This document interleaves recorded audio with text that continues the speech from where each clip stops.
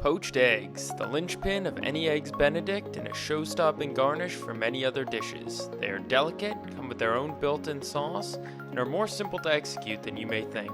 With some patience, practice, and the tips in this video, you will be a pro in no time. So without any further ado, let's get cracking. The first tip to help up your poached egg game is to strain your egg before you poach it.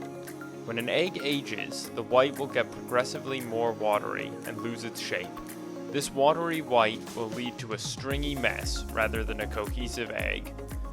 We're going to bring a large pot of water to just before a simmer, before adding in about a tablespoon of white wine vinegar and a small handful of salt.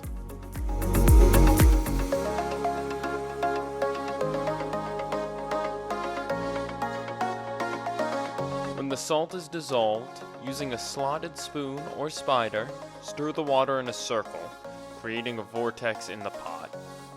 This will allow the white of the egg to wrap around the yolk more effectively. You will notice we are using a very large pot. That will help keep the yolk from breaking on the bottom of the pot when we add it in. When the vortex is defined, very gently pour the strained egg into the very center. You will notice almost immediately that the egg white wraps itself around the yolk. We're going to skim the top just so we can see what's happening in our pot a little bit more clearly. Our egg will take roughly 2 to 3 minutes to cook, so in the meantime, let's review our tips so far. Use the freshest eggs possible and strain them to prevent stringy egg whites. Add vinegar to your water to help set the shape of your egg. Use a large pot. Never let the water reach a boil.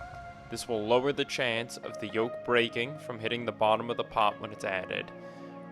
Additionally, this will help prevent the white from being blown apart by the bubbles from the boiling water.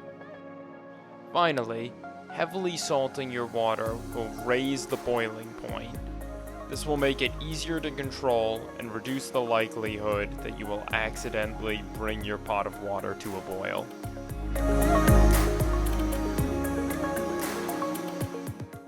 We can see at the bottom of our pot, our egg white is set enough to handle. We are going to gently pull it up and check it for doneness. Gently feel the white. It should feel soft but set. As you can see, ours still has some uncooked white, so we are going to gently submerge it and check it again in about 30 seconds. While our egg finishes, I'm just going to briefly discuss our utensil. I'm using a skimmer spoon. You can also use a slotted spoon or a spider. I personally like the skimmer spoon the best because it is relatively flat and there are no sharp edges, so I'm not worried about accidentally puncturing the yolk when I'm trying to get underneath our egg to pull it out or to check it. But a regular slotted spoon is fine, you just might need to be a little bit more delicate with it. Okay, so using said skimmer spoon, let's give our poached egg another check, and this is pretty much exactly what we're looking for. You'll notice there's way less jiggle in the white, and it is fully set.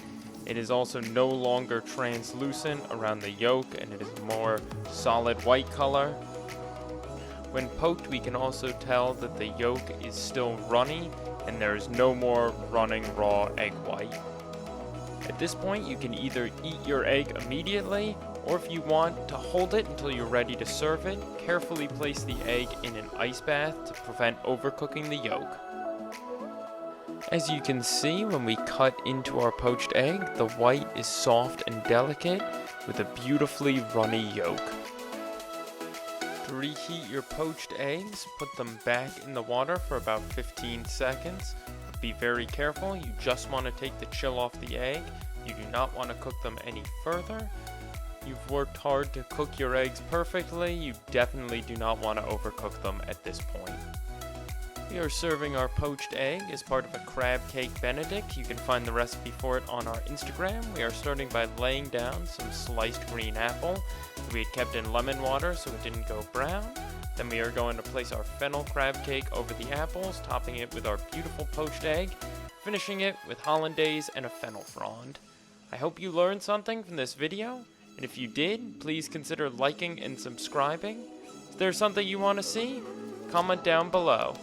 I hope you have a great day, and I can't wait to cook with you all again soon.